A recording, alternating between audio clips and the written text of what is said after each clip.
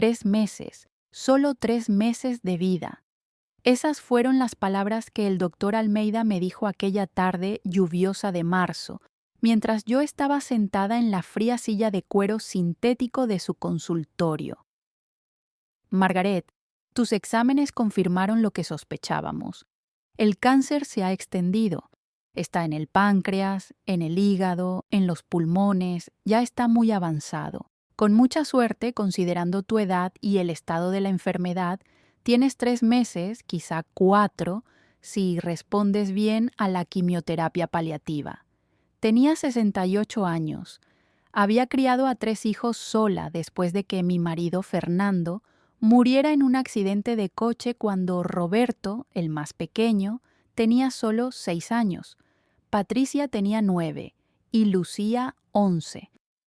Trabajé como profesora de matemáticas durante 35 años, dando clases particulares por las noches para complementar el ingreso. Ahorré centavo a centavo, economizando en todo lo que podía. Usé el mismo abrigo de invierno durante 15 años. Nunca cambié de coche, conduciendo aquel Chevette azul marino de 1989 hasta que literalmente murió en mi garaje en 2015. Pero crié a mis hijos. Todos se graduaron en la universidad.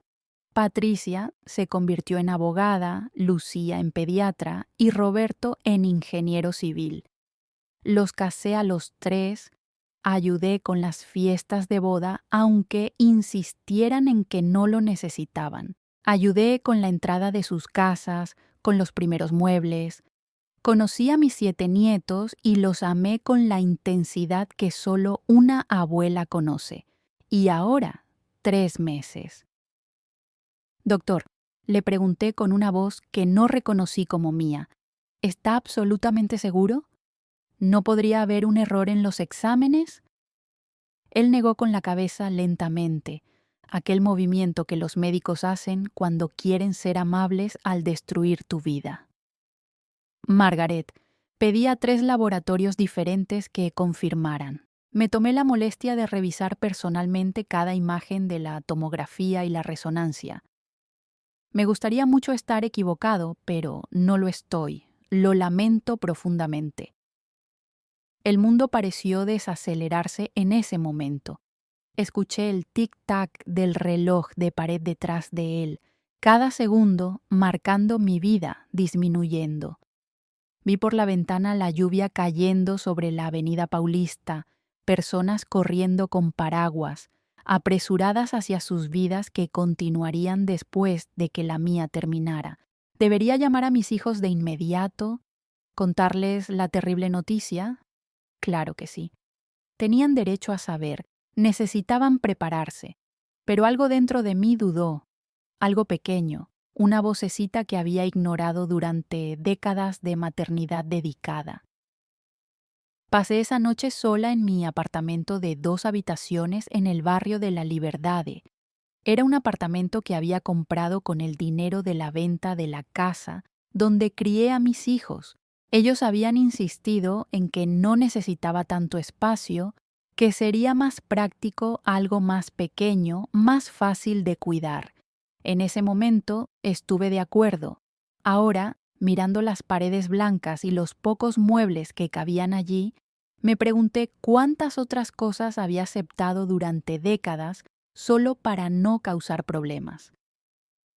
A la mañana siguiente, llamé primero a Patricia. Era la mayor, siempre la más práctica, la más organizada.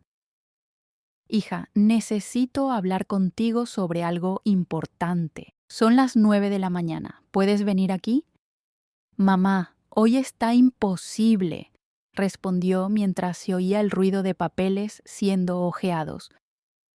Tengo 3 audiencias programadas. ¿Puede ser el sábado? Carlos y yo estábamos pensando en almorzar contigo ese día. El sábado, 3 días después de descubrir que me estaba muriendo. Está bien, hija. El sábado entonces. Llamé a Lucía después. La respuesta fue similar. Mamá, qué coincidencia que llames. Justo iba a llamarte hoy. Juliña lleva 2 días con fiebre. No logro bajársela de ninguna manera. Estoy desesperada aquí. Puedes venir a echarle un vistazo. Siempre has sido tan buena con la fiebre de los niños. Claro, hija, voy ahora mismo. ¿Y Roberto? Roberto me atendió desde la oficina, con aquel tono apresurado de quien está en medio de una reunión importante. Mamá, ¿todo bien? Estoy en una reunión con clientes ahora. ¿Puedo llamarte después? Solo quería quedar para vernos esta semana, hijo. Esta semana está complicada, mamá. Sabes que estamos en esa gran obra en Morumbi, pero la próxima semana puedo, te lo prometo. Un beso, tengo que irme. Un beso. La reunión era más importante. Fui a la casa de Lucía esa mañana. Juliña, mi nieta de 7 años, realmente tenía fiebre, pobrecita. Le puse compresas frías, le di un baño tibio, preparé sopa de pollo, me quedé con ella todo el día, mientras Lucía aprovechaba para ponerse al día en el consultorio, ya que yo estaba allí para cuidar de la pequeña. Cuando Lucía regresó, ya eran las 7 de la noche. Gracias, mamá, me salvaste el día. No sé qué haría sin ti. ¿Bajó la fiebre? Está mejor ahora. Lucía, necesito hablar contigo sobre algo. ¿Puede ser rápido, mamá? Marcelo me está esperando para cenar. Ya vamos tarde para la reserva en el restaurante. Algo se rompió dentro de mí en ese momento. No era ira, era una claridad repentina, dolorosa como un puñetazo en el estómago. Mis hijos no tenían tiempo para mí, nunca lo habían tenido. Yo siempre tenía tiempo para ellos, para ayudar, para cuidar, para estar presente. Pero ellos tenían audiencias, reuniones, reservas en restaurantes. No te preocupes, hija, no es nada urgente. Ve a cenar. Llegó el sábado. Almorcé con Patricia y Carlos en un restaurante italiano en Jardins. Fue Patricia quien lo eligió, claro. Un lugar elegante donde los camareros llevaban corbata y el menú no tenía precios. Patricia insistió en pagar, como siempre hacía, haciendo hincapié en lo costoso que era mantener su nivel de vida con los 2 hijos en un colegio internacional privado. Mamá, pareces cansada, comentó Patricia mientras cortaba su risotto de funghi porcini. ¿Estás durmiendo bien? En realidad, hija, fui al médico esta semana. Recibí noticias no muy buenas. ¿Presión alta otra vez? Necesitas reducir la sal, mamá. Te lo he dicho 1000 veces. No, Patricia. Es más serio que eso. Es cáncer. Avanzado. Hubo un silencio. Carlos dejó de masticar. Patricia soltó el tenedor. ¿Cáncer? ¿Dónde? En varios lugares. Páncreas, hígado, pulmones. El médico dijo que tengo unos 3 meses de vida, quizá un poco más con tratamiento paliativo. La expresión de Patricia cambió. Pasó del shock a algo que reconocí al instante. Miedo. Pero no era miedo a perderme. Era miedo a algo más práctico, más concreto. 3 meses. Mamá, ¿estás segura? ¿Te hiciste todos los exámenes? ¿Pediste una segunda opinión? Hice que 3 laboratorios diferentes lo confirmaran, no hay duda. Carlos se aclaró la garganta, incómodo. Lo siento mucho, Margaret. Es una noticia terrible. Patricia ya estaba calculando. Podía verlo en sus ojos, aquella misma expresión que tenía cuando resolvía problemas complejos en el trabajo. Mamá, tendremos que hablar de cosas prácticas. Tu apartamento, tus ahorros. ¿Tu testamento está actualizado? ¿Tienes plan funerario? Porque ya sabes que los funerales están carísimos hoy en día. Testamento, funeral. Estaba planeando mi muerte antes de que terminara el almuerzo. Me encargaré de todo, Patricia. No os preocupéis por eso. Pero es importante, mamá. Estas cosas necesitan estar organizadas para no dar dolores de cabeza después. ¿Cuánto tienes ahorrado, más o menos? El apartamento está pagado, ¿no? En ese momento, mientras mi hija mayor calculaba mentalmente cuánto valía mi muerte, tomé una decisión que cambiaría todo. ¿Tengo ahorros? Sí, hija, y el apartamento está pagado. Pero no te preocupes por eso ahora. Aprovechemos el tiempo que tenemos juntas, ¿no crees?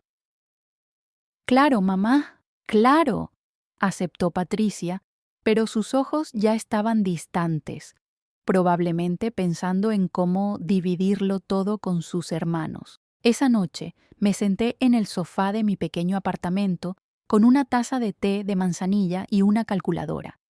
Hice cuentas, tenía 280.000 reales en ahorros, resultado de toda una vida de economía. El apartamento valía unos 450.000 reales, según la última tasación que hice. Un coche viejo que no valía casi nada. Algunos muebles, joyas de mi madre. Encendí el ordenador y busqué destinos por el mundo. Lugares que siempre quise conocer pero nunca fui porque estaba ocupada criando hijos, trabajando, ahorrando para su futuro. París, Roma, Barcelona, Praga, Estambul, Bangkok, Kioto, Machu Picchu. Y luego busqué algo más: costes de tratamientos experimentales en el extranjero, clínicas especializadas en cáncer avanzado, terapias alternativas, médicos revolucionarios que no aceptaban que 3 meses fueran la única respuesta. Mi hija quería saber cuánto tenía ahorrado para poder planear la herencia. Mis hijos tenían reuniones más importantes que mi muerte inminente. Muy bien, entonces. El lunes por la mañana fui al banco. Transferí 50.000 reales a una cuenta conjunta que compartía con mis hijos por si tenían alguna emergencia. El resto, 230.000 reales, los transferí a una nueva cuenta solo a mi nombre en otro banco. Volví al apartamento y empecé a hacer llamadas, primero a una inmobiliaria. Quiero vender mi apartamento lo más rápido posible. Puede ser por un valor un poco inferior al del mercado, siempre que el proceso sea rápido. La agente, una chica llamada Juliana, se entusiasmó. En 2 semanas puedo venderlo, doña Margaret. Conozco varios inversores interesados en propiedades en esta zona. Perfecto. Luego llamé a una empresa de donación de muebles. Quiero donar todos los muebles de mi apartamento. Pueden venir a recogerlos la próxima semana. Claro, señora. ¿A qué institución le gustaría donar? A cualquier institución que ayude a niños necesitados. Elijan ustedes. La tercera llamada fue para Patricia. Hija, he pensado en lo que hablamos el sábado. Vosotros 3 heredaréis el apartamento cuando me vaya, pero antes me gustaría hacer un viaje, un último viaje. ¿Un viaje, mamá? Estás enferma. ¿No crees que deberías quedarte aquí, cerca de los médicos? El médico me dio 3 meses, Patricia. ¿3 meses para esperar la muerte sentada en el sofá? No. Voy a viajar. Siempre quise conocer Europa. Hubo una pausa. ¿Y el dinero del viaje? ¿No deberías guardarlo para el tratamiento? Usaré mis ahorros. Al fin y al cabo son míos. Otra pausa, más larga. Bueno, si es lo que quieres, mamá. Pero no exageres. No gastes todo, ¿eh? Piensa también en tus nietos. En mis 7 nietos. ¿Cuántas veces venían a visitarme por su propia voluntad, no porque sus padres los obligaran? ¿Cuántas veces llamaban para preguntar cómo estaba? La respuesta era 0. Pensaré en ellos, hija. No te preocupes. Colgué el teléfono y sonreí por primera vez en días. No era una sonrisa feliz. Era la sonrisa de alguien que finalmente había despertado de un sueño largo y agotador. 2 semanas después, el apartamento estaba vendido por 420.000 reales. Junto con los ahorros tenía 650.000 reales, una fortuna para mi última aventura. fui al notario y rehice mi testamento. Era simple y directo. Dejo toda mi herencia, incluyendo el valor de la venta del apartamento y mis ahorros, para que se divida equitativamente entre instituciones de caridad que cuiden de ancianos abandonados y niños sin familia. Firmé y sellé el documento, dejando instrucciones para que se abriera solo después de mi muerte, con una copia guardada en el notario y otra con mi abogado, el doctor Enrique, un colega de décadas que me conocía bien. ¿Estás segura de esto, Margaret?, me preguntó preocupado. Tus hijos van a impugnarlo. Que lo impugnen, Enrique. Este es mi dinero, mi vida. Hice lo que tenía que hacer por ellos durante 68 años. Ahora voy a hacer algo por mí. El día de mi partida, invité a mis 3 hijos a cenar a mi apartamento, ya vacío. Llegaron juntos, curiosos. «Mamá, el apartamento está vacío», exclamó Patricia, mirando a su alrededor con pánico. «¿Dónde están tus muebles? ¿Qué pasó?» «Vendí el apartamento y doné los muebles. Voy a viajar. Mañana me voy a Europa». Roberto se puso rojo. «¿Cómo que vendiste el apartamento? Sin consultarnos». «Yo pagué el apartamento, hijo. No necesitaba consultar a nadie». «Pero, mamá», intervino Lucía con ese tono de médica que usa con pacientes difíciles, «estás enferma. No puedes simplemente irte de viaje por el mundo. ¿Y si te pasa algo?» «Entonces pasa, hija. Prefiero morir viendo la Torre Eiffel que esperando la muerte sentada en una silla vacía». «¿Y el dinero?», preguntó Patricia, yendo directo al grano. «¿Por cuánto lo vendiste? ¿Qué vas a hacer con el dinero?» «Voy a vivir, Patricia. Por fin voy a vivir». Los 3 se quedaron impactados, discutiendo entre ellos, intentando convencerme de que me quedara.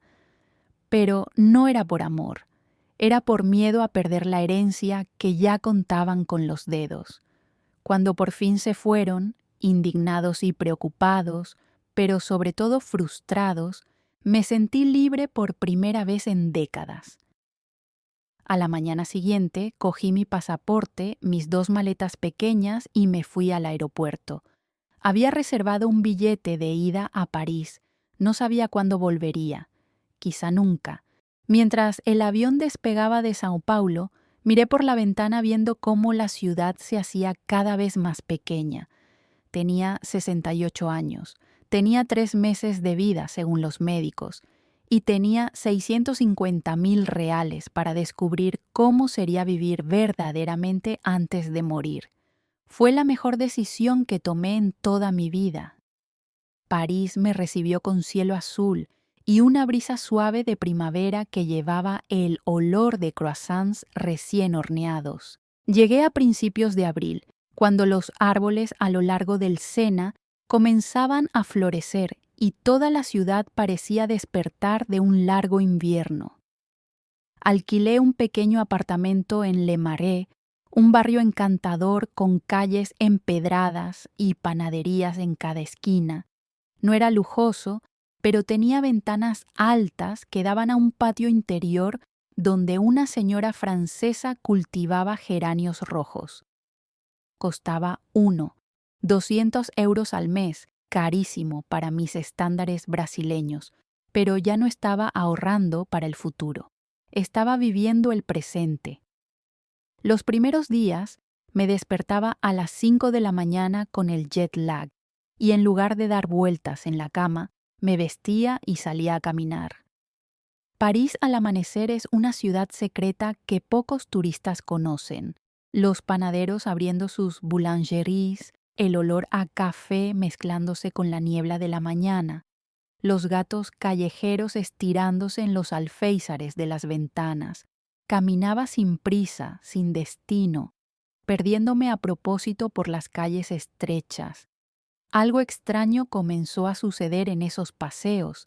El dolor que sentía en el abdomen, aquel dolor sordo y constante que me acompañaba desde el diagnóstico, comenzó a disminuir.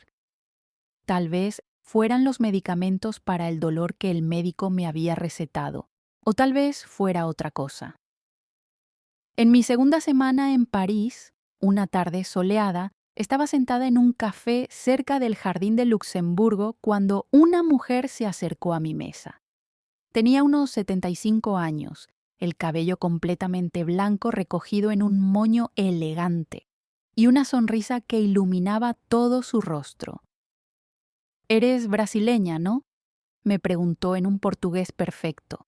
Reconocí su acento. «Soy Elena, de Porto Alegre, pero vivo en París desde hace 30 años. Margaret, de Sao Paulo, encantada». Elena se sentó sin pedir permiso, como hacen las personas que ya no se preocupan por las convenciones sociales. ¿Qué trae a una brasileña a París sola? ¿Huyes de algo o buscas algo? La pregunta me tomó por sorpresa por su honestidad cruda. Un poco de ambas cosas, admití. Los mejores motivos para viajar, dijo, haciendo una seña al camarero. Nosotras dos vamos a tomar un vino. ¿El Bordeaux está bueno hoy? Y así conocí a Elena, que se convertiría en mi primera verdadera amiga en esta nueva vida. Había dejado Brasil a los 45 años, después de un divorcio complicado y una batalla judicial por la custodia de sus hijos que perdió. Vino a París por 6 meses y nunca más volvió. Ahora trabajaba como guía turística especializada en brasileños, mostraba París de una manera que ningún turista común conocí. «Pareces enferma», me dijo Elena sin rodeos en nuestra segunda botella de vino. No es de mi incumbencia, pero mi hermana tuvo esa misma mirada hace unos años. Era cáncer. Es cáncer, confirmé. Páncreas, hígado, pulmones. Me dieron 3 meses. Elena se quedó en silencio por un momento, solo observándome con aquellos ojos azules que ya habían visto mucho en la vida. ¿Y viniste a París a morirte? Vine a París a vivir. Morirme puedo hacerlo en cualquier lugar. Ella sonrió, levantó su copa de vino. Brindemos entonces, a vivir hasta el último momento.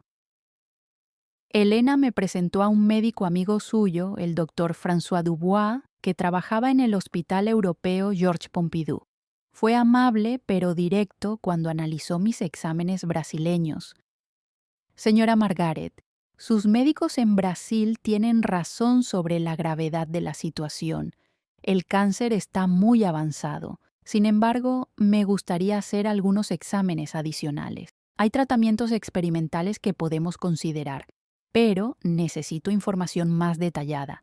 Me hice nuevos exámenes, gasté casi 5.000 euros en tomografías, resonancias, biopsias. El doctor Dubois convocó a una junta médica con oncólogos especializados, y entonces llegó la primera sorpresa. «Los tumores no han crecido», me dijo con una expresión confundida. Según los exámenes brasileños de hace 3 meses, el tumor del páncreas medía 4,3 centímetros, ahora mide 4,1. Es una diferencia pequeña, puede ser margen de error de los aparatos. Pero es extraño, los tumores de este tipo suelen crecer rápidamente. ¿Qué significa eso? Significa que la derivaré a un colega que trabaja con inmunoterapia experimental. Es una terapia nueva, muy cara, pero ha mostrado resultados sorprendentes en algunos pacientes con cánceres avanzados. No puedo prometer nada, pero vale la pena intentarlo. Y así conocí al doctor Laurent Beaumont, un oncólogo brillante y un poco excéntrico que trabajaba en un instituto de investigación en las afueras de París.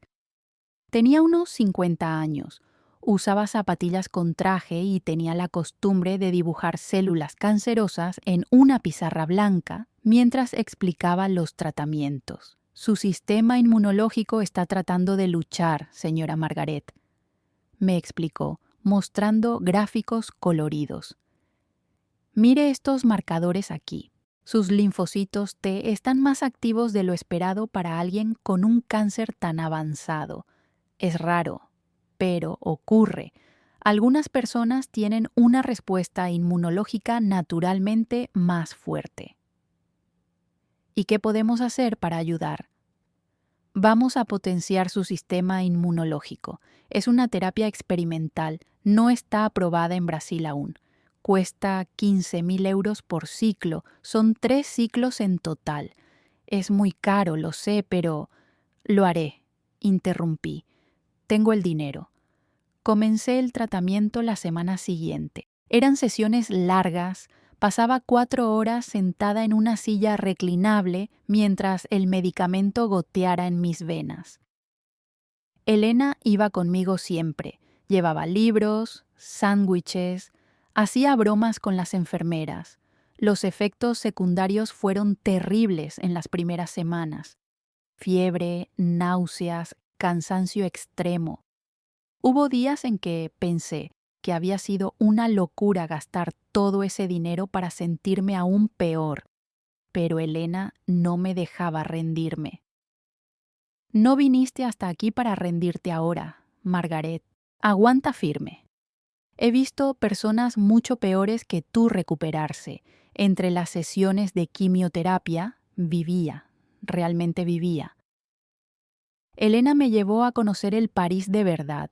No los puntos turísticos que todos conocen, sino el París de los parisinos. Fuimos a mercados de pulgas donde compré libros antiguos, en francés que apenas podía leer. Visitamos talleres de artistas desconocidos en Montmartre. Comimos en bistrós minúsculos donde el camarero te conocía por tu nombre y guardaba tu mesa preferida. Una tarde lluviosa de junio, Elena me llevó a un baile para ancianos en un salón comunitario cerca de la Bastilla. Margaret, hoy vas a bailar, anunció. Elena, no bailo desde hace 30 años. Pues está más que hora. El salón estaba lleno de personas mayores de 60 años, vestidas elegantemente, bailando vals al sonido de una pequeña orquesta. Un señor alto y delgado, con un bigote blanco perfectamente recortado, se acercó y me tendió la mano. Señora, ¿me concedería este honor? No, empecé, pero Elena me empujó suavemente. A ella le encanta bailar, dijo en francés, y así bailé vals por primera vez desde mi luna de miel, 40 años atrás. El señor se llamaba Pierre, tenía 73 años y era viudo desde hacía 5. Me hizo girar por el salón con una ligereza que no sabía que aún poseía. Durante 3 minutos olvidé por completo que me estaba muriendo de cáncer. Baila muy bien para una brasileña, comentó Pierre con una sonrisa. Usted es muy amable para un francés, respondí haciéndolo reír a carcajadas. Terminé el tercer y último ciclo de inmunoterapia a principios de agosto. El doctor Beaumont pidió nuevos exámenes para evaluar los resultados. No esperaba nada. Había hecho el tratamiento más por decir que lo intenté que con una esperanza real de curación. Pero entonces llegó la segunda sorpresa. Margaret, me dijo el doctor Beaumont con una expresión que nunca había visto en su rostro. Los tumores han disminuido. No han desaparecido, pero han disminuido significativamente. El del páncreas ahora mide 2,7 centímetros. El hígado muestra signos de necrosis tumoral, lo que significa que las células cancerosas están muriendo. Y en los pulmones, 2 de los 3 nódulos prácticamente han desaparecido. Me quedé paralizada en la silla. ¿Cómo que han disminuido? No sé explicarlo completamente. La inmunoterapia ha funcionado mucho mejor de lo que esperaba. Tu cuerpo está respondiendo de una manera excepcional. Estás en remisión, Margaret. No estás curada. Debemos ser claros al respecto. El cáncer aún está ahí, pero está bajo control. Pero yo tenía 3 meses de vida. Los tenías en el pasado, Ahora tienes mucho más que eso. Salí del consultorio aturdida. Elena estaba esperando en la sala de espera, como siempre.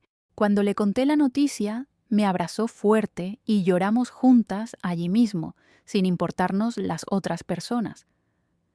No vas a morirte aún, amiga mía. Tienes tiempo. Tiempo. Esa palabra que antes parecía tan limitada, tan escasa, de repente se expandió. 3 meses se habían convertido en 6 meses, quizá un año, quizá más. ¿Y qué ibais a hacer con ese tiempo? Viajar, seguir viajando. En septiembre tomé un tren a Barcelona. Alquilé un pequeño apartamento en el barrio gótico y pasé 2 meses explorando la ciudad de Gaudí. Visité la Sagrada Familia 5 veces, cada vez viendo detalles diferentes en las fachadas intrincadas. Me sentaba en los bancos del Parque Güell durante horas, simplemente observando el mosaico colorido y el mar azul al fondo. En Barcelona, conocí a un grupo de mujeres brasileñas que vivían allí. Todas tenían historias similares.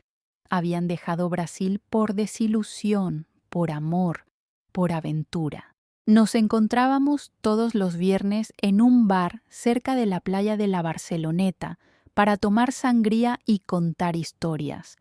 Una de ellas, Carmen, tenía 71 años y había dejado Brasil después de que sus hijos la internaran en un asilo en contra de su voluntad. Me escapé, contó entre risas. Tomé mis ahorros, fingí que iba al médico y vine directa al aeropuerto. Mis hijos me buscan hasta hoy, pero no vuelvo. Aquí soy libre. Sus historias me enseñaron algo importante. No era solo yo. Había mujeres en todo el mundo redescubriendo sus vidas después de décadas de dedicación a familias que no las valoraban. Me hice nuevos exámenes en diciembre, en una clínica privada en Barcelona. Los tumores seguían estables, algunos incluso más pequeños. Mi oncólogo español, el doctor Martínez, quedó impresionado. Usted es un caso único, señora Margaret.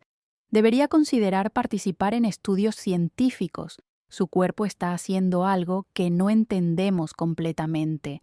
Quizá mi cuerpo estaba feliz por primera vez en décadas. Quizá la libertad era el mejor remedio. De Barcelona fui a Praga en invierno. La ciudad cubierta de nieve parecía un cuento de hadas. Me quedé en un hostal, un hostal a los 69 años, compartiendo habitación con una mochilera alemana de 23 años que quedó fascinada con mi historia. Eres mi inspiración, me dijo. Cuando tenga tu edad, quiero ser como tú. ¿Enferma de cáncer y sin familia? Pregunté con ironía. Libre, corrigió. Absolutamente libre. Pasé la Navidad en Praga, sola pero no solitaria. Fui a una misa en la Catedral de San Vito, aunque no soy religiosa.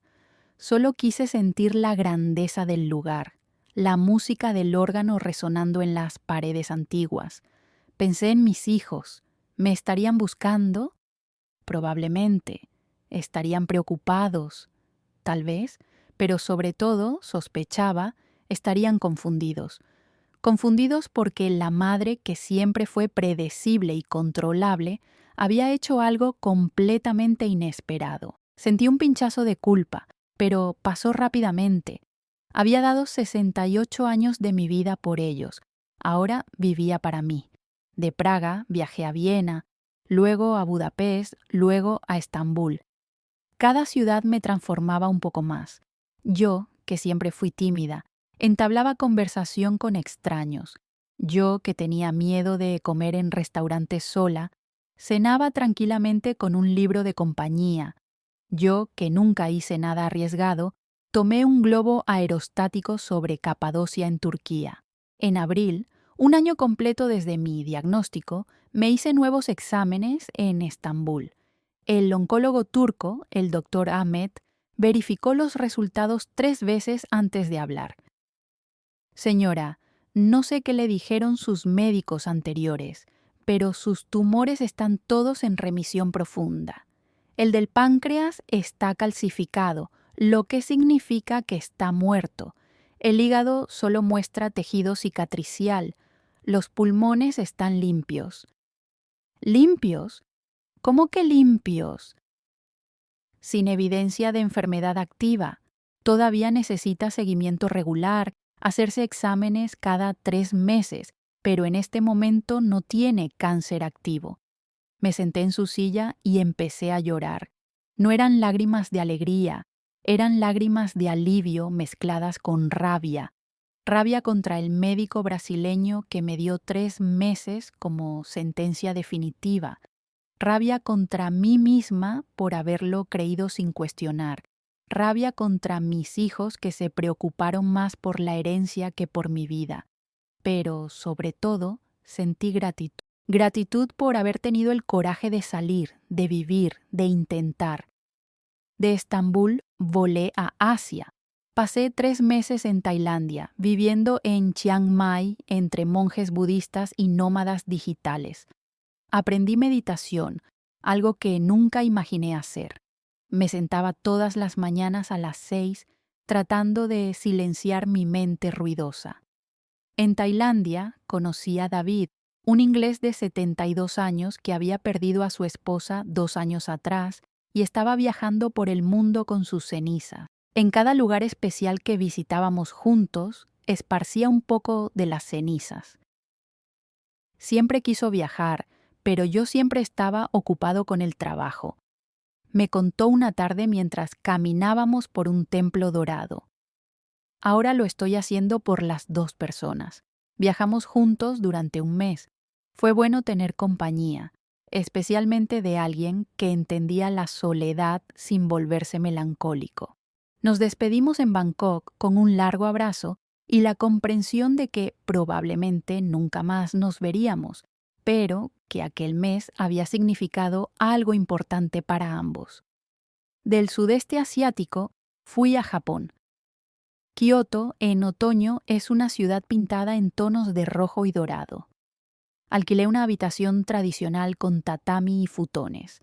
Aprendí a usar los palillos correctamente. Visité templos zen donde el silencio era tan profundo que podía escuchar mi propio corazón latiendo. Fuerte, saludable. Mi teléfono brasileño lo mantenía apagado la mayor parte del tiempo. Solo lo encendía una vez al mes para revisar los mensajes. Había decenas, de Patricia, de Lucía, de Roberto. Primero preocupados, luego irritados, luego desesperados.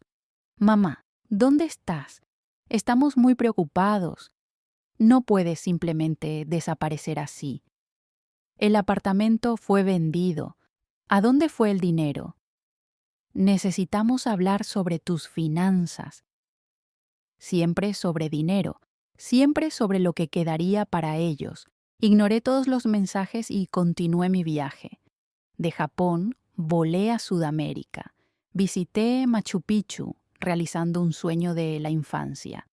La altitud me dejó sin aliento, pero valió cada jadeo. Me quedé en Perú durante 2 meses, luego Bolivia, luego Argentina. En Buenos Aires, una noche de tango, conocí a Rosa, una argentina de 74 años que bailaba con la gracia de una joven de 20. Me enseñó los pasos básicos del tango, paciente con mis errores. El tango es sobre rendición, me dijo. Dejas que el hombre guíe, pero tú controlas el ritmo. Es una paradoja, como la vida. Los años fueron pasando. 2 años, 3 años, 4 años. Seguí viajando, seguí haciéndome exámenes cada 3 meses y el cáncer seguía en remisión. Mi cuerpo había hecho algo que los médicos llamaban remisión espontánea. Raro, pero no imposible. Viví en una docena de ciudades diferentes. Aprendí fragmentos de 5 idiomas. Hice amigos de 30 países. Trabajé como voluntaria en orfanatos en la India, en refugios de animales en Grecia, en cocinas comunitarias en España. Y por primera vez en la vida me sentí completamente viva. Cuando cumplí 75 años, vivía en un pequeño pueblo en la Toscana, Italia. No había planeado quedarme allí específicamente, solo estaba pasando, como hacía con tantos otros lugares. Pero algo en aquel pueblo, con sus colinas onduladas cubiertas de viñedos y olivos, me hizo detenerme. Montepulciano era el tipo de lugar donde todos se conocían. La población permanente no superaba los 2.000 habitantes, principalmente ancianos que habían nacido allí y nunca se habían ido. Alquilé una casita de piedra en el centro histórico por 600 euros al mes, un precio ridículamente bajo para lo que recibía. 2 habitaciones, una cocina minúscula pero funcional, y un balcón con vistas a las colinas con el atardecer más hermoso que había visto. Mi casera era una italiana de 82 años, llamada Nonna Francesca, que insistía en llamarme la brasiliana y llenarme de comida casera cada semana. Me trataba como a una nieta, aunque sabía que tenía nietos de verdad en algún lugar de Brasil. ¿No hablas con tu familia?, me preguntó cierta vez en un italiano mezclado con gestos expresivos que había aprendido a entender. Es complicado, nona. La familia siempre es complicada, cara. Pero es familia. Sonreí, pero no expliqué. ¿Cómo explicar a alguien tan apegada a la familia que mis propios hijos solo se preocupaban por mí cuando había dinero de por medio? En Montepulciano, establecí una rutina por primera vez en años. Me despertaba temprano, caminaba hasta la panadería local para comprar pan fresco y tomar un capuchino. Paseaba por las calles empedradas, saludando a los vecinos que ahora me conocían por mi nombre. Por las tardes, trabajaba como voluntaria en la biblioteca municipal, ayudando a catalogar libros antiguos y enseñando portugués a algunos locales curiosos. Fue en la biblioteca donde conocí a don Giuseppe, el párroco de la iglesia principal del pueblo.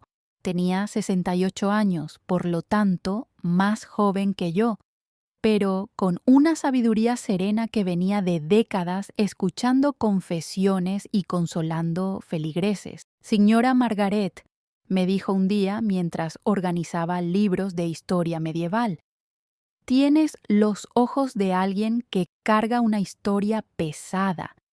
Si algún día quieres compartirla, no tiene que ser en confesión, solo una conversación entre amigos.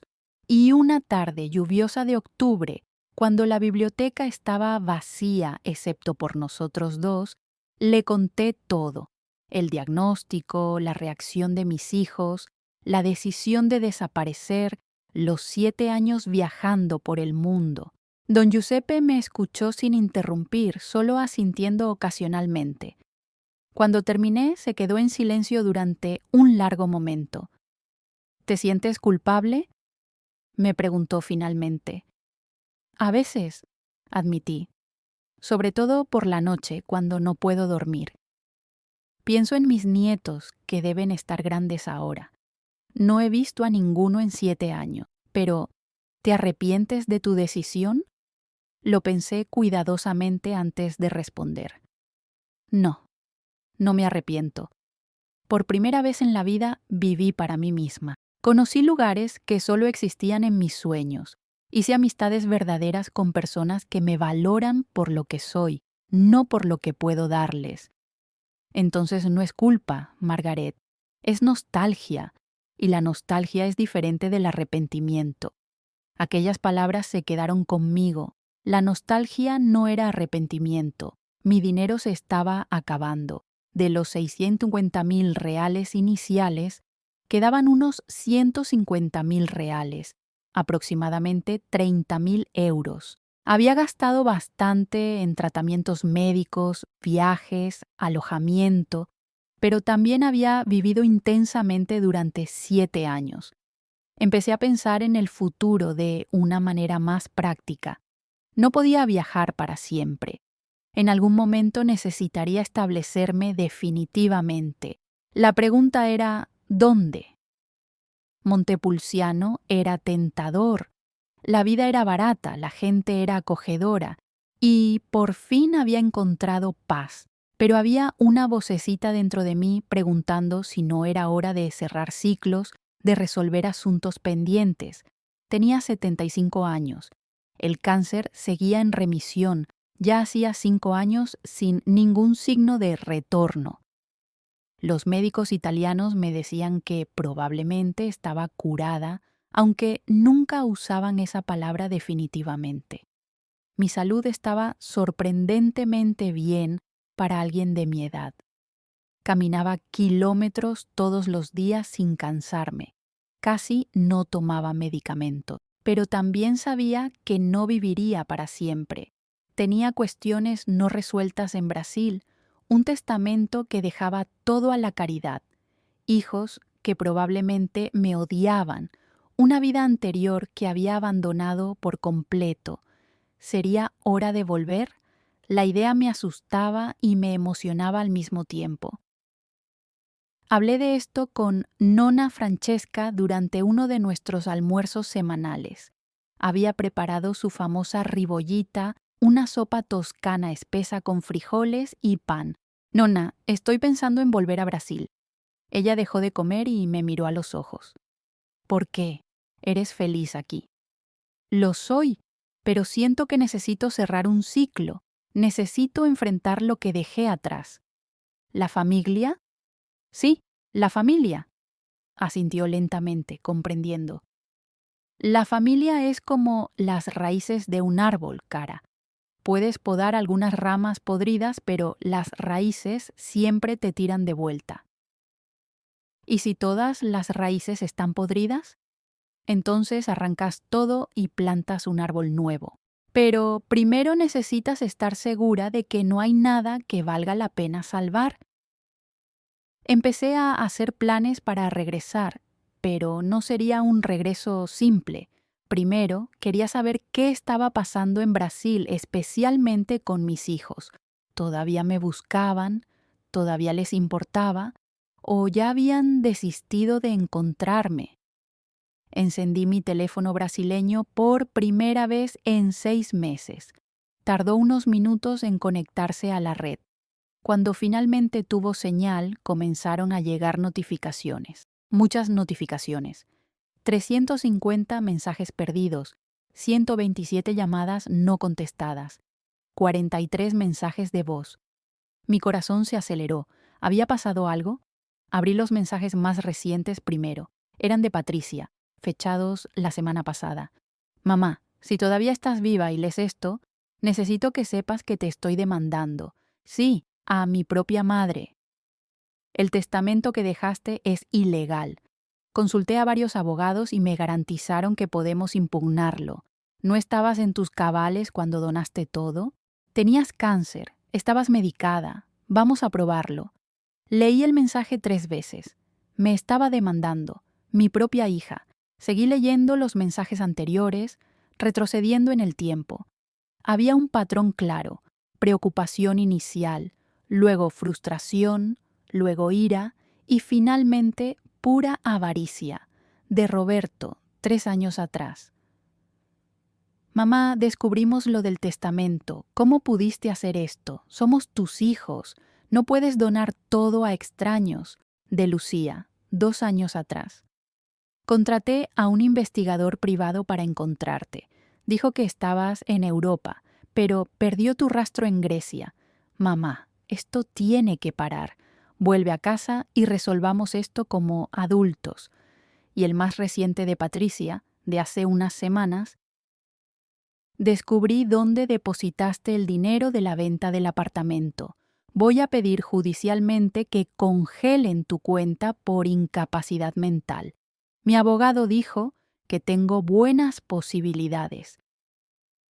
Sentí la rabia hirviendo dentro de mí. No por la amenaza al dinero. Ese dinero lo había vivido bien. Había experimentado 7 años de libertad. La rabia era por la audacia, por el descaro de llamarme mentalmente incapaz solo para conseguir dinero. Pero también sentí algo diferente: determinación. Determinación de volver y enfrentarlos, demostrar que estaba más lúcida, más viva, más saludable que nunca, de defender mi derecho a hacer lo que quisiera con mi dinero. Programé una cita con mi oncólogo italiano, el doctor Ricci, para hacerme exámenes completos y pedir informes médicos detallados que probaran mi capacidad mental y física. Margaret, me dijo después de revisar todos los exámenes, estás en una condición física excepcional para tu edad. El cáncer sigue en remisión completa. Tus exámenes cognitivos son perfectos.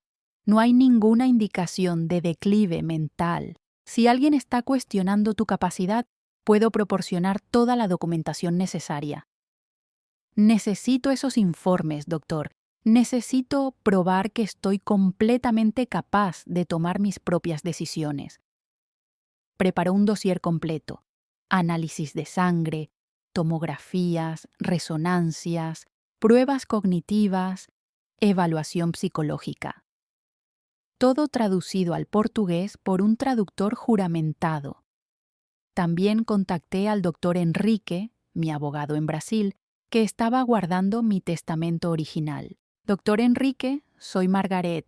Hubo un silencio sorprendido al otro lado de la línea. Margaret, Dios mío, mujer, ¿dónde estabas? Tus hijos me volvieron loco buscando. Estaba viviendo, doctor, realmente viviendo, pero ahora necesito tu ayuda. Mi hija Patricia está tratando de declararme mentalmente incapaz, suspiró. Lo sé, vino a verme con esa intención hace 6 meses. Me negué a cooperar, obviamente. Estabas perfectamente lúcida cuando hicimos el testamento. Pero, Margaret, necesitas entender que tus hijos están desesperados. Creen que estás muerta, o peor, que fuiste víctima de algún fraude. No creen que esté muerta, doctor. Tienen miedo de que esté muerta antes de conseguir mi dinero. Su voz se volvió más seria. ¿Qué quieres hacer? Quiero volver, quiero enfrentarlos, y quiero asegurarme de que mi testamento se respete exactamente como lo escribí. Entonces necesitas venir lo antes posible. Patricia consiguió una orden judicial para congelar tus cuentas mientras dura el proceso. El juez aún no ha decidido, pero está siendo presionado. Estaré ahí en 2 semanas. Pasé mi última semana en Montepulciano despidiéndome. De nonna Francesca, que lloró y me hizo prometer que volvería a visitarla. De don Giuseppe, que me bendijo y dijo que era más valiente que cualquier guerrero que hubiera conocido. De los amigos de la biblioteca, del panadero que sabía exactamente cómo me gustaba mi capuchino, de la vecina que regaba mis plantas. «Vas a volver, ¿verdad, la brasiliana?», me preguntó nonna Francesca el día de mi partida. «No lo sé, nonna, pero si no vuelvo quiero que sepas que este lugar me dio algo que no tenía desde hacía mucho tiempo. Paz. Entonces llévate esa paz contigo, y si allá es muy difícil, siempre tendrás una casa aquí». El vuelo de Roma a Sao Paulo duraba 12 horas. Pasé ese tiempo revisando mentalmente todo lo que sucedería. ¿Cómo sería el reencuentro con mis hijos? ¿Qué dirían cuando me vieran? Más importante aún, ¿qué diría yo? Tenía 75 años, había sobrevivido a un cáncer terminal, había viajado por el mundo sola, había encontrado felicidad genuina lejos de la familia que debería amarme. Ya no era la misma Margaret que había dejado Brasil 7 años atrás. Era más fuerte, más libre, más yo misma, y estaba lista para la batalla que sabía que vendría. El avión comenzó el descenso sobre São Paulo. Miré por la ventana hacia la ciudad gigante, con sus edificios interminables y el tráfico caótico. La había extrañado un poco, pero sobre todo sentía curiosidad. Curiosidad por ver quién sería en esta nueva versión de mi vida. Ya no la madre sacrificada que todos podían pisotear. Ya no la anciana enferma esperando morir. sino Margaret, simplemente Margaret. Una mujer de 75 años que había aprendido que nunca es tarde para empezar de nuevo. El avión tocó tierra brasileña. Tomé mi maleta, la misma maleta pequeña con la que me había ido 7 años atrás, y caminé hacia inmigración. Bienvenida de vuelta a Brasil, dijo la agente sellando mi pasaporte. Gracias, respondí, pero aún no sabía si realmente era bienvenida. Tomé un taxi directamente del aeropuerto a la oficina del doctor Enrique. No avisé a nadie que estaba volviendo. Quería que fuera una sorpresa que nunca olvidarían. La oficina del doctor Enrique estaba en el centro viejo de São Paulo, en un edificio de arquitectura Art Deco que había resistido el paso del tiempo. Llegué a las 10 de la mañana de un martes soleado. La secretaria, una chica joven que obviamente no me conocía, me miró con esa expresión que reservamos para los ancianos que pueden estar perdidos. Sí, señora. ¿Puedo ayudarla? Tengo una reunión con el doctor Henrique. Soy Margaret Rosewood. Revisó la agenda en la computadora, confundida. No veo su nombre aquí, señora. ¿Está segura de que era hoy? No la marqué, pero él querrá verme. El doctor Enrique debió haber escuchado mi voz porque la puerta de su oficina se abrió bruscamente. Tenía el cabello completamente blanco ahora, más arrugas alrededor de los ojos, pero la sonrisa era la misma. Margaret, Dios mío. Atravesó la recepción y me abrazó como si fuera familia. No puedo creer que realmente hayas vuelto. Prometí que volvería. Me llevó adentro de la oficina y cerró la puerta. Le pidió a la secretaria que trajera café y luego se sentó detrás del escritorio examinándome con atención. Pareces increíble. 7 años mayor, pero más saludable que cuando te fuiste. ¿Cómo es posible? Buena alimentación, mucho ejercicio y, sobre todo, ausencia de estrés familiar. Bromeé. No se rió. Margaret, necesitas saber que la situación es seria. Patricia consiguió una orden judicial para congelar tus cuentas bancarias. Alega que estabas en un estado mental alterado cuando hiciste el testamento, que el cáncer y los medicamentos afectaron tu juicio. Saqué del bolso el grueso sobre con todos los informes médicos. Tengo esto. Exámenes completos realizados en Italia hace 2 semanas. Informes de 3 oncólogos diferentes confirmando que el cáncer está en remisión completa desde hace 5 años. Evaluaciones psicológicas que demuestran plena capacidad mental, todo traducido legalmente. El doctor Enrique abrió el sobre y comenzó a leer, sus cejas subiendo progresivamente. Esto es perfecto, mejor de lo que podía imaginar. Con esta documentación, la alegación de incapacidad mental se desmorona por completo. Excelente. ¿Cuándo es la audiencia? La próxima semana, martes a las 14 horas. Pero, Margaret, hay otra cosa que necesitas saber. ¿Qué? Tus hijos están viviendo en tu antigua casa. Bueno, no exactamente en tu antigua casa, sino en una casa que compraron con el dinero de las cuentas congeladas. ¿Cómo que con el dinero de las cuentas congeladas? Alegaron que necesitaban un lugar para vivir mientras cuidaban de tus asuntos. El juez, desafortunadamente, permitió que retiraran 200,000 reales de la cuenta congelada para comprar una casa donde pudieran cuidarte cuando fueras encontrada. Compraron una casa en Morumbi. Sentí la rabia hirviendo. Usaron mi dinero que estaba congelado, para comprar una casa para ellos. Técnicamente era para cuidarte, pero sí están viviendo allí. ¿Y dónde queda exactamente esa casa? Me dio la dirección. Una calle tranquila en Alto de Pineiros, no lejos de donde solía vivir. Iré allí ahora.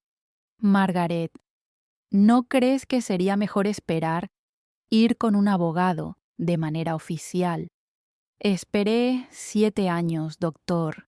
No voy a esperar una semana más. Tomé un Uber hasta la dirección. Durante el trayecto mi corazón latía acelerado. Pero no era miedo. Era anticipación. Estaba curiosa por ver cómo reaccionarían al verme viva, saludable y absolutamente capaz mentalmente. La casa era bonita, lo admito.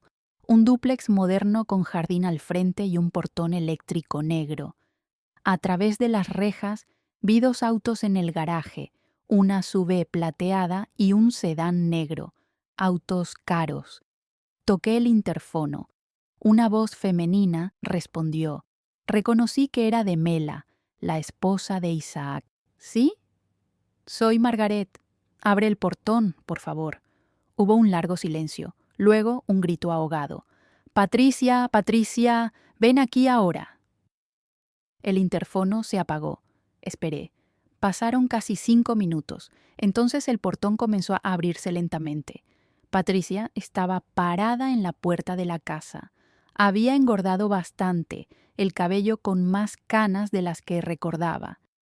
Llevaba ropa cara, una blusa de seda y pantalones de sastrería, pero la expresión en su rostro era de shock absoluto. ¿Mamá? Su voz salió como un susurro. ¿Estás viva? Viva y bien, hija. ¿Puedo entrar? Al fin y al cabo es mi casa. Bueno, mi dinero pagó por ella. ¿Cómo? ¿Dónde estabas? Estábamos tan preocupados. Claro que lo estaban, respondí, pasando junto a ella y entrando en la casa. Preocupados por la herencia. Dentro encontré una escena que me hizo reír de rabia. El salón estaba lleno. Patricia, Carlos, Lucía, Marcelo, Roberto, Diana, todos estaban allí. Y no solo vivían en la casa. Las paredes estaban llenas de fotos familiares, muebles nuevos por todas partes, una televisión enorme en la pared. Pero lo que realmente llamó mi atención fue la mesa del comedor, cubierta de papeles. Y no eran papeles cualquiera, eran valoraciones de propiedades, cuentas bancarias, inversiones. Estaban dividiendo mi herencia, literalmente dividiendo, con hojas de cálculo, calculadoras y todo. ¿Pero qué es esto? Pregunté, aunque ya lo sabía. Estaban organizando tus bienes, dijo Diana con aquel tono condescendiente que siempre usó conmigo. Cecilia, no entiendes. No sabíamos qué te había pasado. Desapareciste, vendiste todo. Hicimos lo que cualquier familia haría, intentamos proteger tus bienes. ¿Proteger? Señalé la mesa llena de papeles. Esto no es protección, esto es división de bienes. Patricia, siempre la más práctica, intentó un enfoque diferente. Mamá, siéntate, por favor. Hablemos como adultos civilizados. Nos debes al menos una explicación. ¿Yo les debo a ustedes? Mi voz salió más alta de lo que pretendía. ¿Yo les debo a ustedes? Yo que dediqué 50 años de mi vida a criarlos, que trabajé 3 empleos para pagar sus universidades, que vendí mi casa para ayudar con las suyas, que presté mis ahorros de toda la vida que nunca me devolvieron. ¿Yo les debo a ustedes? Hubo un silencio pesado. Entonces Carlos, siempre intentando ser el pacificador, habló. Señora Margaret, creo que hay un malentendido. Sí, estábamos organizando sus bienes, pero era para cuando usted volviera, para tener todo listo. Mentiroso, dije con calma, tomando uno de los papeles de la mesa. Veo todo. Este es un contrato de venta de mi antiguo apartamento que ya fue vendido hace 7 años. Este es un inventario de mis bienes, hecho como si estuviera muerta. Y tomé otro papel. Este es un borrador de cómo dividirían mi herencia en 3 partes iguales. Roberto intentó quitarme los papeles de la mano. Mamá, devuélvelo. Son documentos privados. ¿Privados? Repliqué. Son sobre mi vida, mi dinero, mis bienes. No hay nada privado cuando se trata de mí. Fue Lucía quien comenzó a llorar, aquel llanto manipulador que siempre usó desde niña cuando quería algo. Mamá, no entiendes lo difícil que fue para nosotros. Desapareciste. El médico dijo que tenías 3 meses de vida. Hicimos tu funeral. ¿Hicieron qué? Un funeral simbólico, explicó Patricia casi a la defensiva. Habías desaparecido, necesitábamos un cierre. Los amigos y familiares querían despedirse. Sin cuerpo, sin confirmación de muerte, solo porque les convenía. Patricia se puso roja. Mira, francamente, mamá, estás siendo dramática. Desapareciste durante 7 años. Sin dar noticia. ¿Qué esperabas que hiciéramos? Esperar eternamente. Esperaba, dije con calma, que me buscaran porque me amaban, no porque querían mi dinero. Pero claramente me equivoqué sobre lo que ustedes sentían por mí. Eso no es justo, explotó Roberto. Te amamos. Eres nuestra madre. ¿Aman? Pregunté. Entonces, ¿por qué? Cuando el médico llamó diciendo que me estaba muriendo, eligieron quedarse en una fiesta. ¿Por qué durante todos los años en que necesité ayuda, compañía, una simple llamada telefónica, siempre estaban ocupados? ¿Por qué su primer instinto cuando desaparecí fue buscar mi dinero en lugar de buscarme a mí? Nadie respondió, porque no había respuesta que pudiera contradecir la verdad cruda. Mela finalmente apareció de la cocina. Había envejecido mal, el rostro marcado por cirugías plásticas excesivas y una expresión permanentemente insatisfecha. Bueno, ya que estás tan viva y saludable, puedes devolver el dinero que usamos para comprar esta casa. Al fin y al cabo, fue para Tei que la compramos. ¿Para mí? Miré a mi alrededor. ¿Dónde está mi habitación entonces? ¿Dónde están mis cosas? Silencio.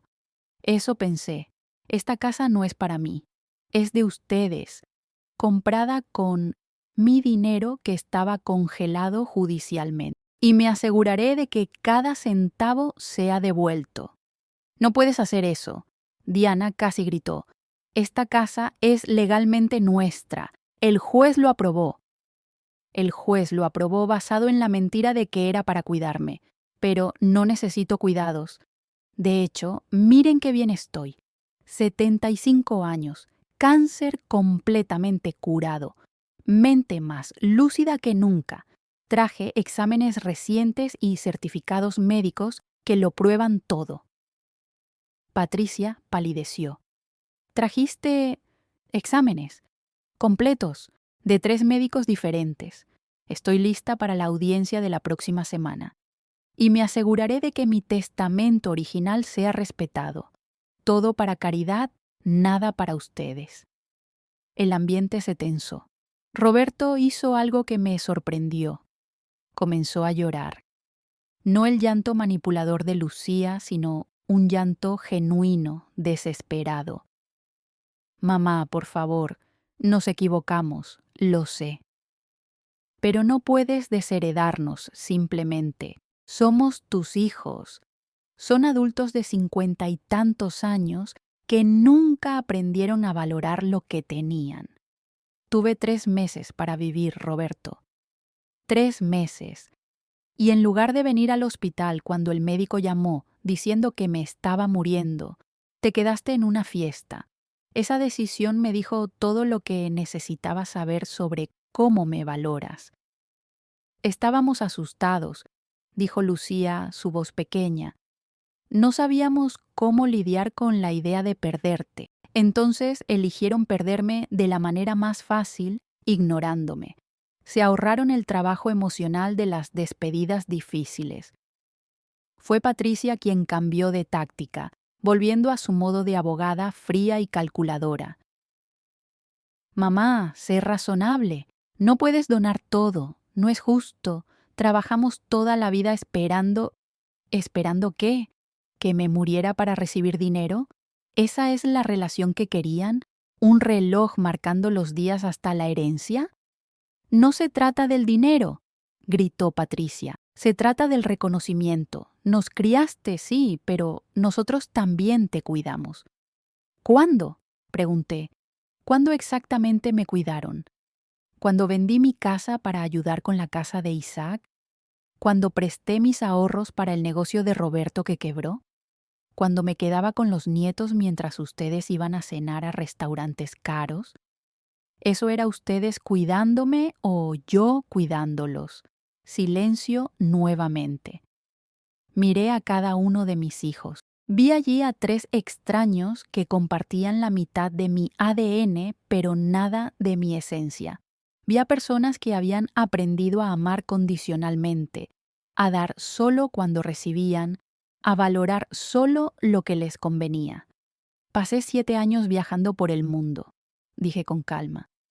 Conocí a personas que se convirtieron en más familia para mí que ustedes jamás.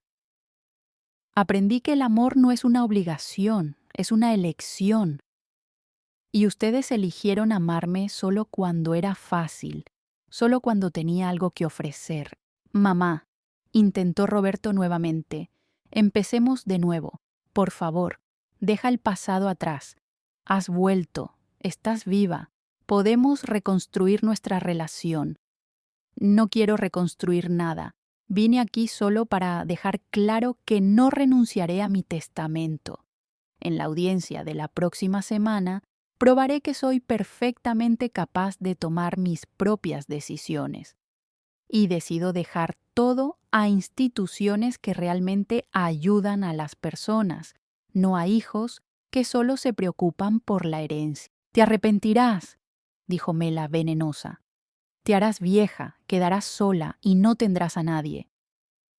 Ya soy vieja, respondí con una sonrisa. Y ya estuve sola, y descubrí que prefiero la soledad honesta a la compañía interesada. Caminé hacia la puerta. Mis hijos solo miraban, demasiado impactados para reaccionar. Antes de salir me volví una última vez. Ah, y sobre esta casa. Mi abogado solicitará al juez que devuelvan cada centavo que usaron.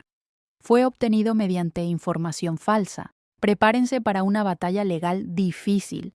Dejé la casa entre gritos y discusiones que comenzaban detrás de mí. Pero no miré atrás. El Uber que llamé estaba esperando. El conductor, un señor mayor, notó mi expresión. ¿Todo bien, señora? Todo perfecto.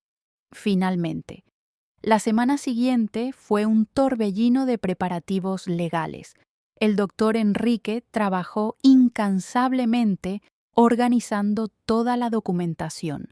Además de los informes médicos italianos, conseguimos cartas de recomendación de Nonna Francesca, de Don Giuseppe, de los profesores del curso de literatura que hice en Montepulciano. Todo probando que durante los últimos 7 años no solo estaba lúcida, sino que estaba viviendo la mejor etapa de mi vida. Margaret, me dijo el doctor Enrique la víspera de la audiencia, nunca he visto un caso tan bien documentado. Tu historial médico prueba la remisión completa. Las evaluaciones psicológicas son claras. Los testimonios de terceros demuestran que estabas consciente y activa. Patricia no tiene ninguna posibilidad. ¿Y la casa? Ya presenté una solicitud para que devuelvan el dinero. El juez decidirá junto con el tema del testamento. Francamente, creo que tendrán que vender la casa para devolver los 200.000 reales. Fue obtenido bajo falsa pretensión. Excelente. Pero, Margaret, tengo que preguntar, ¿estás segura sobre el testamento? ¿No quieres dejarles nada? ¿Ni un pequeño porcentaje? Pensé por un momento. Una parte de mí, la parte que fue madre durante 50 años, sintió un tirón de culpa. Pero entonces recordé la escena que presencié, ellos dividiendo mi herencia en vida, viviendo en una casa comprada con mi dinero, haciendo mi funeral sin cuerpo solo para tener cierre. Estoy absolutamente segura. La audiencia estaba programada para el martes a las 14 horas en el Foro Central. Llegué media hora antes, acompañada por el doctor Enrique. Llevaba un conjunto azul marino sencillo pero elegante que compré en Italia, un bolso de cuero que me regalaron en Barcelona y el anillo de mi madre que siempre usé. Mis 3 hijos ya estaban allí con sus respectivos cónyuges y un equipo de abogados. Patricia me vio y su rostro se puso rojo de rabia contenida. Roberto evitó mi mirada. Lucía intentó una sonrisa temblorosa que ignoré por completo. El juez era un hombre de unos 60 años, de apariencia severa. Doctor Marcelo Ferreira Santos, según la placa en su mesa. Revisó los documentos en silencio durante unos minutos antes de comenzar.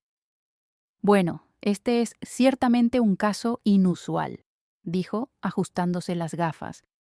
La demandante, Patricia Rosewood Almeida, solicita que se invalide el testamento de su madre, la señora Margaret Rosewood, bajo la alegación de incapacidad mental en el momento de la elaboración del documento. El abogado de Patricia, un hombre con un traje caro y apariencia arrogante, se levantó. Meritísimo, nuestra argumentación es simple.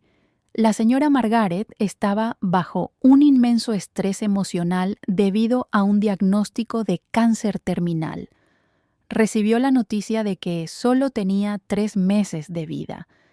En ese estado de pánico y desesperación, tomó decisiones irracionales, incluyendo donar toda su herencia a extraños en lugar de a sus propios hijos. Continúe, dijo el juez, sin mucha emoción. Aquí tenemos los informes médicos originales, colocó documentos sobre la mesa, que confirman el diagnóstico de cáncer en etapa avanzada. También tenemos recetas de medicamentos fuertes para el dolor, incluyendo opioides, que, como es sabido, afectan el juicio y la cognición. Nuestra posición es que cualquier decisión tomada en ese periodo no puede considerarse válida. El doctor Enrique se levantó. Meritísimo. ¿Puedo responder? Espere su turno, doctor. El abogado de Patricia continuó. Además, la señora Margaret desapareció durante 7 años sin dar noticias a sus hijos. Este comportamiento errático e irresponsable demuestra claramente inestabilidad mental. Una persona en su sano juicio no abandona a su familia sin aviso. Estaba pintando un cuadro muy convincente, tengo que admitirlo, pero estaba esperando mi turno. Finalmente, el juez se volvió hacia el doctor Enrique. Doctor, su defensa. El doctor Enrique se levantó con calma. Meritísimo.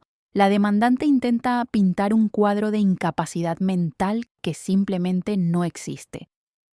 En primer lugar, me gustaría presentar documentación médica reciente. Comenzó colocando los informes italianos sobre la mesa.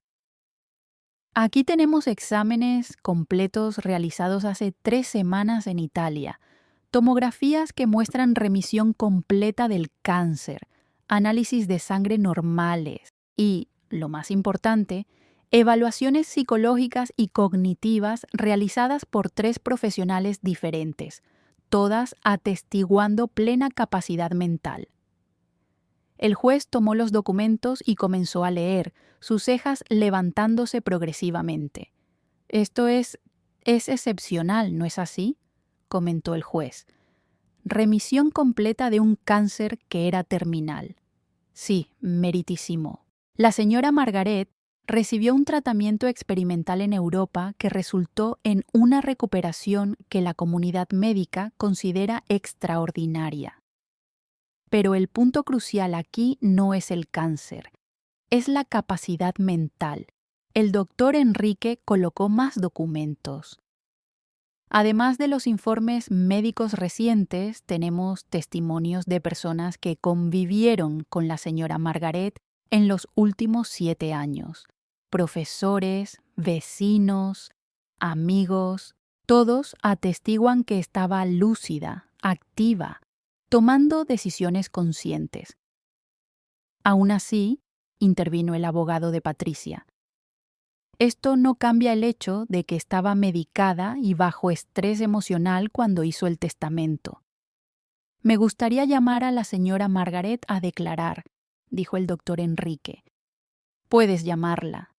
Me levanté y me acerqué al frente.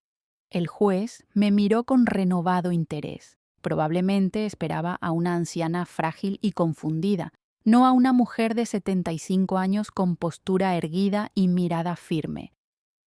Señora Margaret, comenzó el juez, ¿puede contarnos con sus propias palabras qué sucedió hace 7 años? Respiré hondo y comencé. Meritísimo. Recibí un diagnóstico de cáncer terminal en marzo de 2018. El médico me dio 3 meses de vida, quizá 4 con tratamiento paliativo. Mi primera reacción fue informar a mis hijos. Llamé a los 3. Ninguno pudo verme de inmediato. Tenían audiencias, reuniones, compromisos más importantes. Mamá, eso no es verdad. Patricia intentó interrumpir, pero el juez la silenció con una mirada. Continúe, señora. 2 días después tuve un ataque cardíaco severo. Me llevaron en ambulancia al hospital. El médico llamó a mis hijos diciendo que era urgente, que quizá no sobreviviera a la noche. Mi hijo Isaac respondió que no podía ir porque su esposa estaba dando una fiesta. Roberto dijo que tenía una reunión con clientes importantes. Lucía estaba ocupada. ¡Mentiras!, gritó Roberto. Fuimos a visitarla al hospital. Al día siguiente, corregí con calma. Vinieron al día siguiente. Mientras yo luchaba por mi vida, ustedes estaban en una fiesta. El juez tomaba notas. Continúe. Me di cuenta esa noche de que, para mis hijos, yo era una comodidad, no una prioridad. Decidí entonces usar el tiempo que me quedaba para vivir para mí misma, no para esperar la muerte rodeada de personas que solo aparecían por obligación. Pero señora, el abogado de Patricia se levantó. El hecho permanece de que abandonó a sus hijos sin aviso. No los abandoné, respondí con firmeza. Me fui. Hay una diferencia. Abandono es lo que hicieron conmigo en el hospital. Lo que hice fue elegir vivir mis últimos meses, que se convirtieron en años, en libertad. ¿Y el testamento?, preguntó el juez. ¿Cuándo exactamente lo hizo? 2 semanas después del diagnóstico. Estaba lúcida, meritísimo. Sabía exactamente lo que estaba haciendo. Sí, estaba tomando medicamentos para el dolor, pero no afectaban mi capacidad de decisión. Tanto es así que logré planificar y ejecutar un viaje internacional sola, manejar mis finanzas durante 7 años, recibir tratamientos médicos complejos y mantenerme independiente en varios países. El abogado de Patricia se levantó. Pero señora, el hecho es que abandonó a sus hijos sin aviso. No los abandoné, repetí con firmeza. Me fui. Hay una diferencia. Abandono es lo que hicieron conmigo en el hospital. Lo que hice fue elegir vivir mis últimos meses, que se convirtieron en años, en libertad. El juez se inclinó hacia adelante. Señora Margaret, ¿por qué eligió dejar todo a la caridad en lugar de a sus hijos? Era la pregunta que sabía que vendría. Respondí mirando directamente al juez, no a mis hijos, porque, meritísimo, pasé 50 años dándoles todo, dinero, tiempo, sacrificios. Los crié sola después de que mi esposo muriera. Trabajé 3 empleos para pagar sus universidades. Vendí mi casa para ayudar a uno de ellos. Presté mis ahorros de toda la vida a otro. Y cuando los necesité por primera vez verdaderamente, cuando literalmente me estaba muriendo, eligieron fiestas y reuniones. Mamá, por favor. Lucía estaba llorando. No terminé. Descubrí en los últimos 7 años que hay personas en el mundo que se preocupan por ti, no por lo que puedes dar, sino por lo que eres. Ancianos abandonados en asilos que nunca reciben visitas, niños huérfanos que crecen sin familia. Esas personas necesitan el dinero mucho más que mis hijos, que tienen carreras establecidas, casas, autos. Mis hijos no necesitan herencia, necesitan aprender que el amor no se compra con dinero. Hubo silencio en la sala.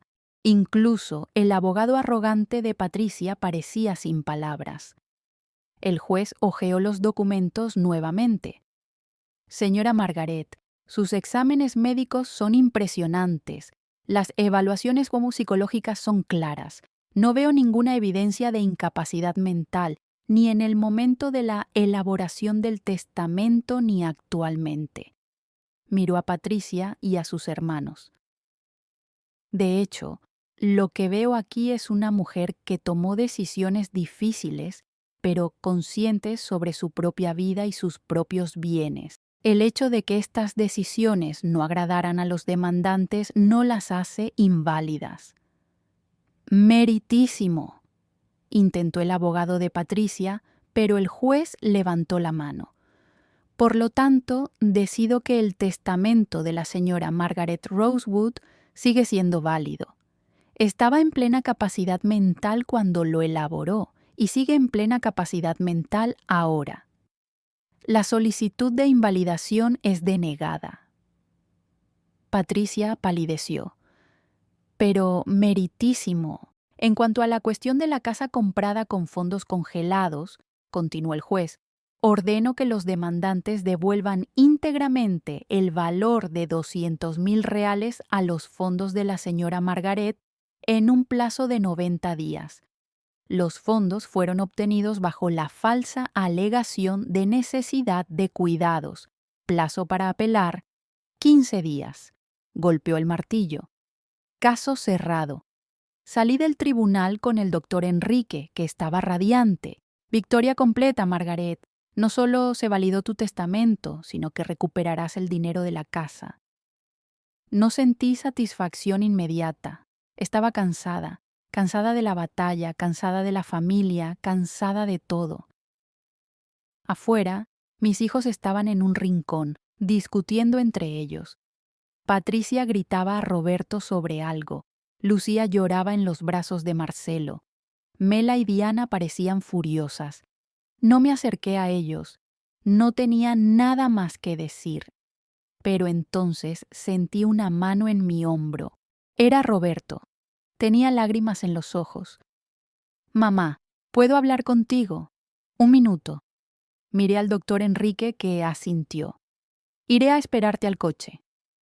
Roberto y yo nos quedamos allí, en la acera frente al foro, dos extraños que alguna vez fueron madre e hijo. Entendí, dijo con voz quebrada. Entendí lo que intentabas enseñarnos. No se trata del dinero. Nunca se trató del dinero. No, no lo era. Se trata de que te tratamos como algo garantizado, como si siempre estuvieras ahí, disponible cuando te necesitáramos, pero ignorable cuando no te necesitáramos. Sí, se secó las lágrimas. No espero que me perdones, no espero ni que quieras verme de nuevo, pero quiero que sepas que aprendí. Tal vez demasiado tarde, pero aprendí. Miré a mi hijo menor. Ahora tenía 52 años, cabello gris, arrugas alrededor de los ojos. ¿Cuándo se había vuelto tan viejo? Roberto, no se trata de perdón, se trata de elecciones. Ustedes tres hicieron sus elecciones durante años. Yo hice las mías. Ahora todos vivimos con las consecuencias. ¿Vas a volver a Italia? Aún no lo sé, tal vez. Tal vez me quede en Brasil, en una ciudad pequeña. Necesito decidir. Si decides quedarte, vaciló. ¿Podrías llamarme? No para hablar de dinero o herencia, solo para conversar, como personas, no como madre e hijo que se deben obligaciones, sino como dos personas que comparten una historia. Lo pensaré, Roberto. Asintió, entendiendo que era lo máximo que podría conseguir. Gracias por habernos criado. Sé que no te agradecimos lo suficiente en ese momento. Sé que nunca podremos agradecerte lo suficiente ahora. Pero gracias. Volví al hotel donde me alojaba, un hotel sencillo pero cómodo en Pineiros. Esa noche, sentada en el balcón con una copa de vino, pensé en todo lo que había pasado. Había ganado la batalla legal. Mi testamento estaba validado. Recuperaría mi dinero, pero no sentía triunfo, sentía paz. Una paz diferente a la que sentí en Montepulciano o en cualquier otro lugar que visité. Era la paz de haber cerrado un ciclo. En las semanas siguientes, tomé algunas decisiones. Primero, modifiqué ligeramente mi testamento.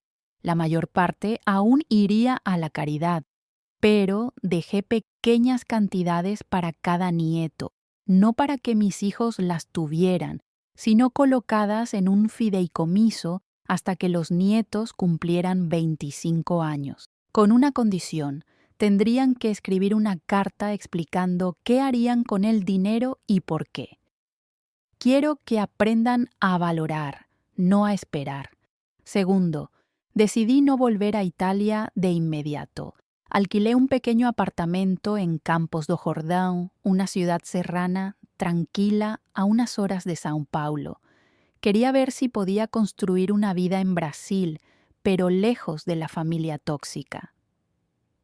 Tercero, empecé a escribir un libro de memorias sobre mi viaje, no para publicarlo necesariamente, sino para organizar mis pensamientos, para dejar registrado que una mujer de 68 años puede decidir empezar de nuevo y tener éxito. 6 meses después de la audiencia, recibí una carta de Roberto. Era larga, detallada, honesta. Hablaba sobre cómo había reflexionado sobre nuestra relación, sobre los errores que cometió, sobre cómo estaba tratando de ser un mejor padre para sus propios hijos de lo que fue hijo para mí.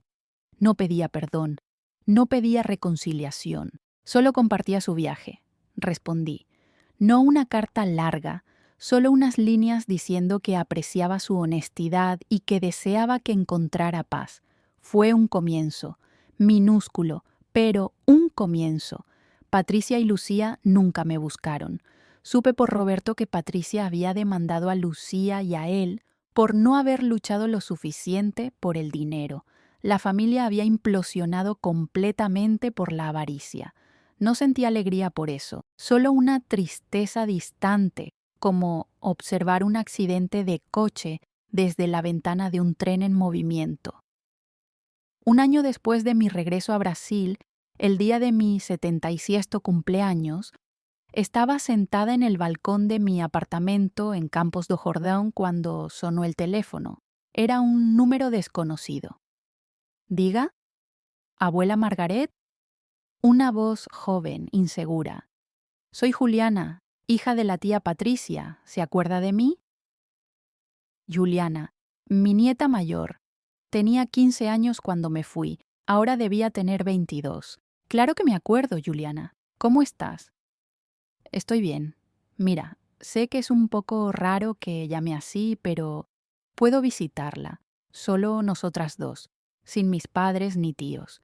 Solo quiero conversar. Mi corazón se aceleró. Claro, ¿cuándo quieres venir? ¿Qué tal el próximo fin de semana? Y así conocí a Juliana de nuevo. Llegó un sábado por la tarde, conduciendo un coche viejo pero bien cuidado. Estaba más alta, con el cabello largo y castaño, y los ojos curiosos de mi esposo Fernando. Nos sentamos en el balcón con té y pasteles que compré especialmente. Al principio, hablamos de trivialidades, la universidad, amigos, trabajo. Pero luego se puso seria. Abuela, necesito contarte algo. Crecí escuchando a mi madre y a mis tíos hablar mal de ti. Decían que eras egoísta, que habías abandonado a la familia, que estabas loca. Lo sé, Juliana, me imagino lo que dijeron, pero cuando crecí empecé a hacer preguntas. Pregunté detalles que no tenían sentido. Y poco a poco armé la historia real, lo que realmente pasaste. ¿Cómo te trataron? Tomó mi mano. Quiero que sepas que entiendo por qué te fuiste. Y no te juzgo por eso. De hecho, creo que fue valiente. Hablamos durante horas. Me contó sobre sus planes. Quería estudiar medicina, como Lucía, pero enfocada en cuidados paliativos. Quiero ayudar a personas que están pasando por lo que tú pasaste, dijo. Cuando se fue, prometió volver. Y volvió.